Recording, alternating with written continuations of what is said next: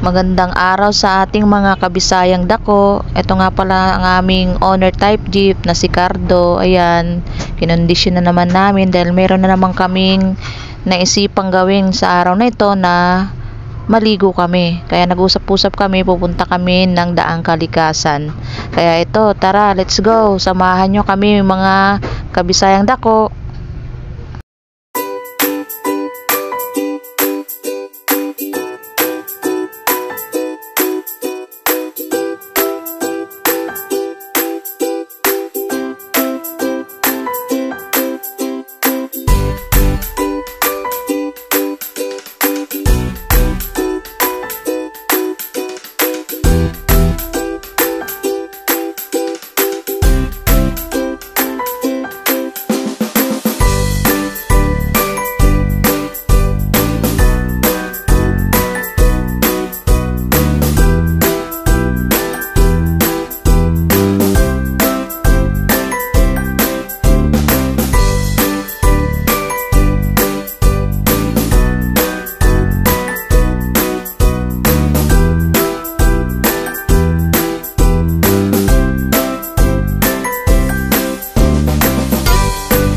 Bago pala kami nakahanap ng spot na pwede namin pagpwestuhan ay nagpaalam muna kami sa nagbabantay dyan. Yun pala kakilala ng asawa ko, gawang kamag-anak nila. Ang sabi nila sa amin, doon daw kami pumisto sa dulo. Kaya kami, tinumbok namin yon. Pagdating namin doon, grabe, ang ganda.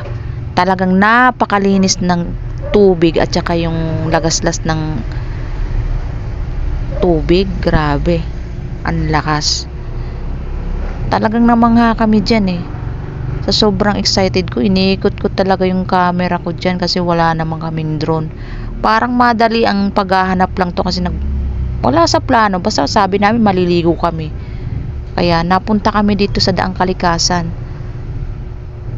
Pag masipag ka lang talagang maghanap ng pwedeng pagkampingan or paliguan, marami naman, kaya lang malalayo talaga. Kaysa naman kako gagastos tayo ng mahal, try natin maghanap. Kaya napadpad kami ng Daang Kalikasan. Kaya ito guys, sa sobrang excited ng mga kasama ko, naligo na sila habang wala pang pasok. Kaya enjoy na lang natin ang araw na to. Kaya tara guys, samahan nyo kami.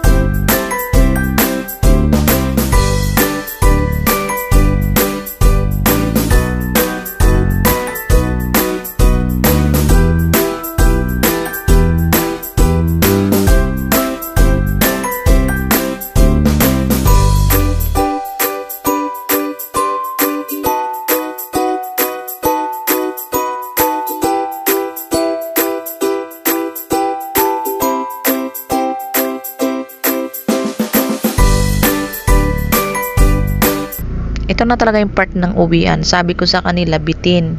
Sa susunod na lang ulit tayo bumalik dito. Magkakamping tayo ng mga ilang araw kasi may pasok na naman, kailangan natin pumasok para mayroon na naman tayong budget, sabi ko sa kanila. Kaya linisin nyo na si Cardo, iwasing nyo bago natin iuwi ng Bataan. Kaya tinulungan nila yung asawa ko dyan para iwasing si Cardo.